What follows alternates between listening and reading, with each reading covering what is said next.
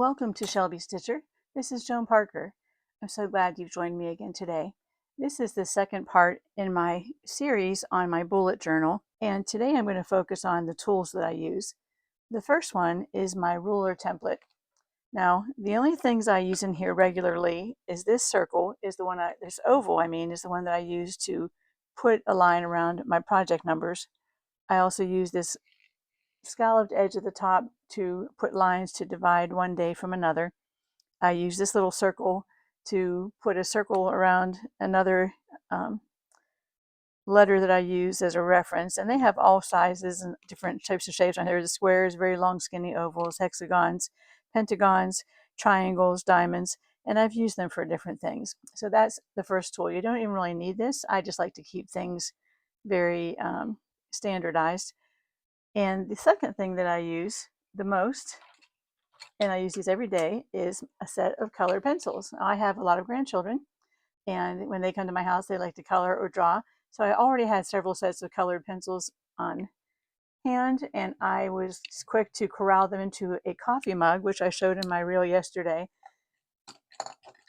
I also use colored markers to make my lines to divide up the dates on there. So when I'm searching for something, I can look for the date because it's right below one of my squiggly blue, green, or purple lines.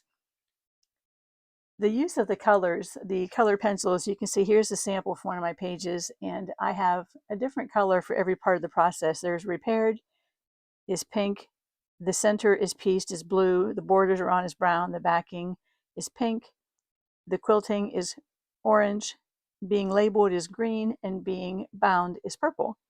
Now, when I do this, I always assign a number to a project down the side here as soon as I start it. And I started down here, this project number 28, Blocks for Susan, and I started that on January 2nd. Now, her birthday was in July, so that was our goal date. But here you can see as I finished each of these processes, and I put an X here for quilted because I was going to let her quilt it herself. So I just crossed that out, saying that that wasn't something I was doing. There's the finished date, and then she was the recipient over here. But the colors show me which part of the process are finished. And when the project's completely finished, I will color in this number. So if I'm looking for what project I want to work on, I can quickly just run down the line and see which projects are still kind of up for grabs or unfinished. And I have a little description here of what the project is, the date started, and I can just go down and see which ones are left to be done. I'm going to show you an example of another tool that I just started using recently. This post-it note is something I had not used in the past, but I was making a quilt called Maple Valley that had maple leaves, and I wanted to do the leaves in these 5 different colors, but I wanted a fairly equal number of each one of them, except I had the most of green because most leaves are green at some point. They do turn these other colors, but they are mostly green.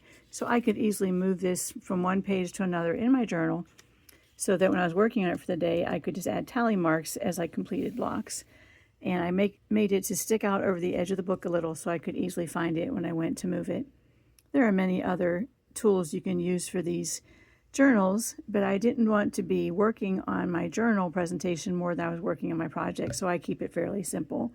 I hope that you found this very helpful and that you'll take a moment to give it a thumbs up and leave me a comment or question if you have one. Remember to use it up, wear it out, make it do, or do without.